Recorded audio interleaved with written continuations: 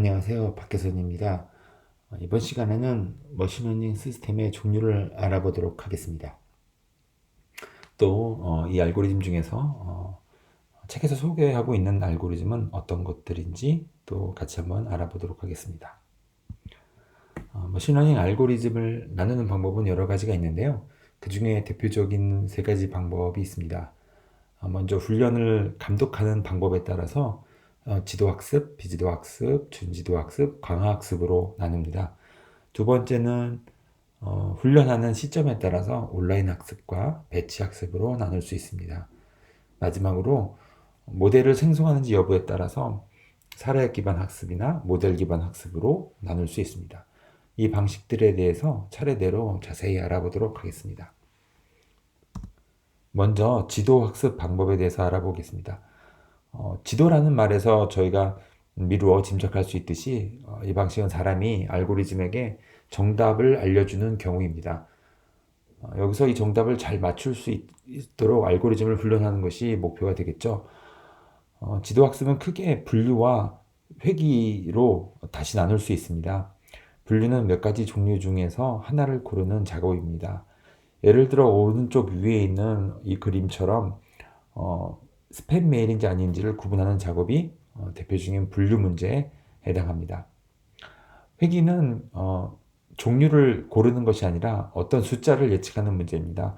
예를 들어서 오른쪽 아래의 그림처럼 가령 중고 자동차 정보가 있을 때 이 자동차의 정보를 가지고 예상 판매 가격을 예측하는 문제입니다. 그래서 이런 가격은 어떤 몇 가지 종류 중에 하나가 아니라 어떤 임의의 숫자가 될 수 있기 때문에 이런 작업을 회귀라고 저희가 부릅니다. 지도학습에서 주어지는 정답을 저희가 흔히 타깃이라고 부릅니다. 혹은 뭐 레이블이라고 부르기도 하고요.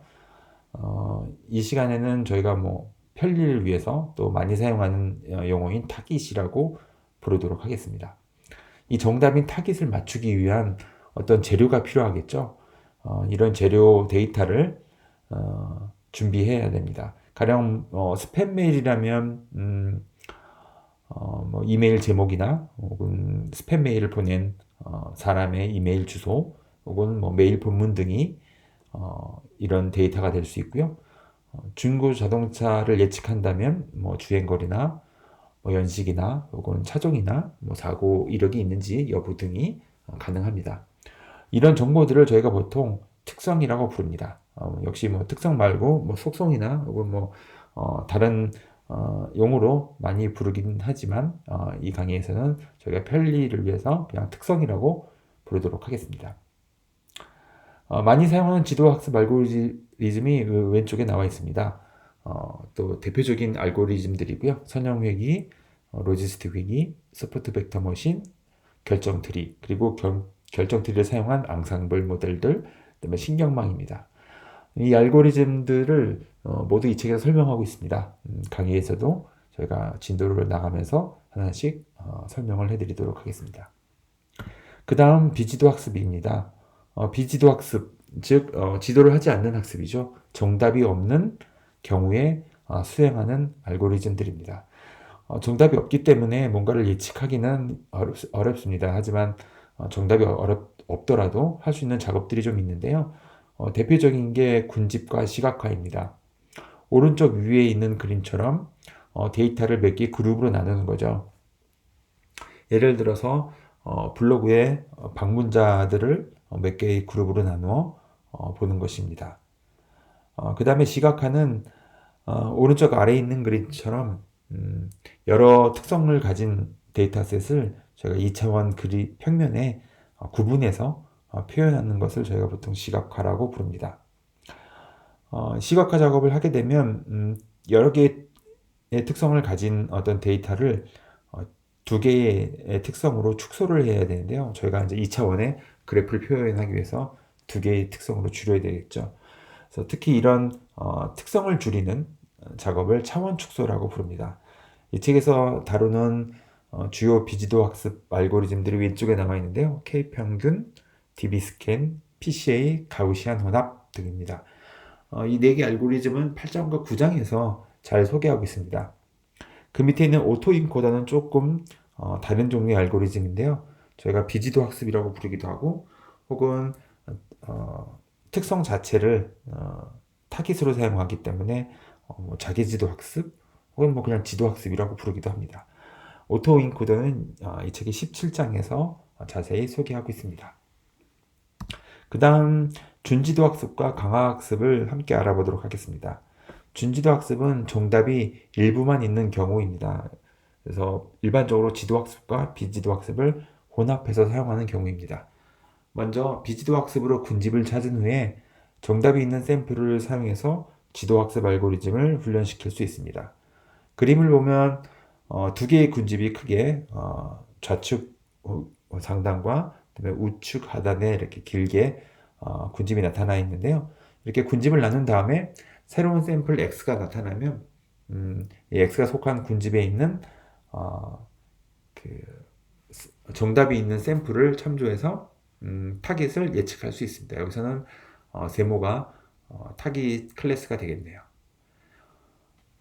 그 다음에 강화학습은 종류가 좀 많이 좀 다른 알고리즘들입니다. 어떤 환경을 정의하고 알고리즘이 환경 안에서 관찰한 것을 바탕으로 어떤 행동을 수행하면 환경이 거기에 대한 그 보상을 반환해 줍니다. 이 보상을 받고 에이전트는 이 보상이 최대가 되도록 이제 훈련을 하는 것인데요. 강학습에서 이렇게 훈련되는 머신러닝 시스템 혹은 뭐 알고리즘을 저희가 에이전트라고 부릅니다.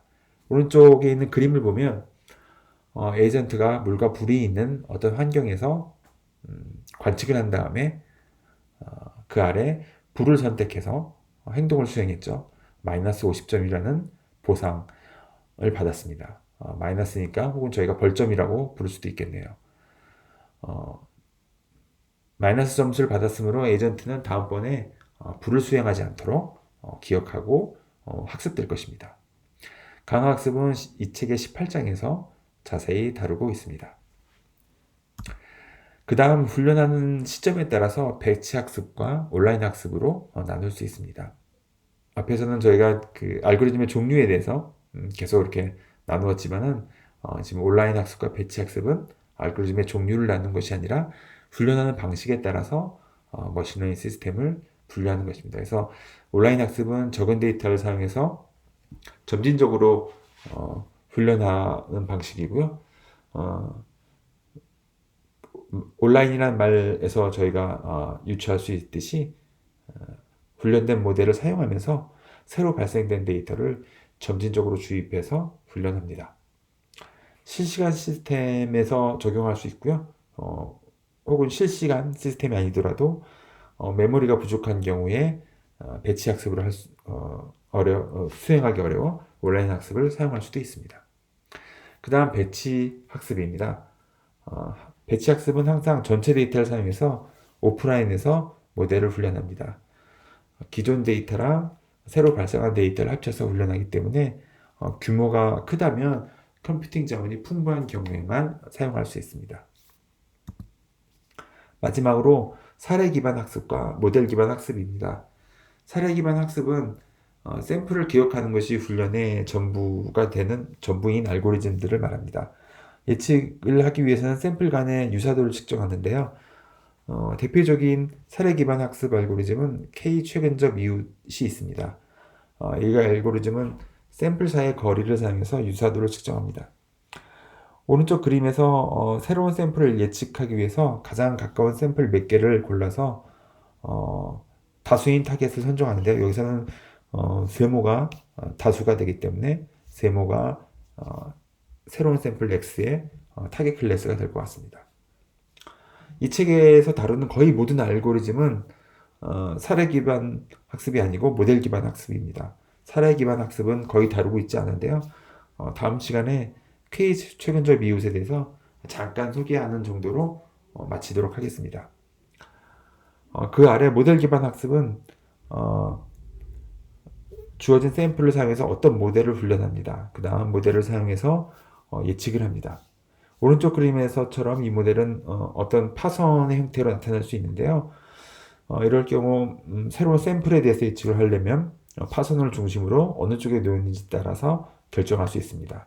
이 경우에 X는 파선의 왼쪽 편에 놓여 있으므로 세모로 예측될 것 같습니다. 이런 모델들은 전부는 아니지만 대부분 많은 모델들이 수학식으로 표현할 수 있습니다. 그래서 이 책에서도 알고리즘을 소개하면서 다양한 수식을 함께 설명하고 있습니다. 네, 오늘은 머신러닝 시스템의 종류에 대해서 알아보았는데요. 정리해보면 감독 방식에 따라서 지도학습, 비지도학습, 준지도학습, 강학습으로 나누었고요. 훈련 시점에 따라서 온라인 학습, 배치 학습으로 나누었습니다. 그리고 모델을 만드는지 여부에 따라서 사례 기반 학습과 모델 기반 학습으로 나눌 수 있었습니다. 다음 시간에는 첫 번째 머신러닝 프로그램을 만들어 볼 텐데요. 이를 통해서 저희가 모델 기반 학습 알고리즘을 처음 한번 만들어 보고 과연 머신러닝 모델이 무엇인지 한번 직접 체감해 보도록 하겠습니다. 다음 시간에 뵙겠습니다. 감사합니다.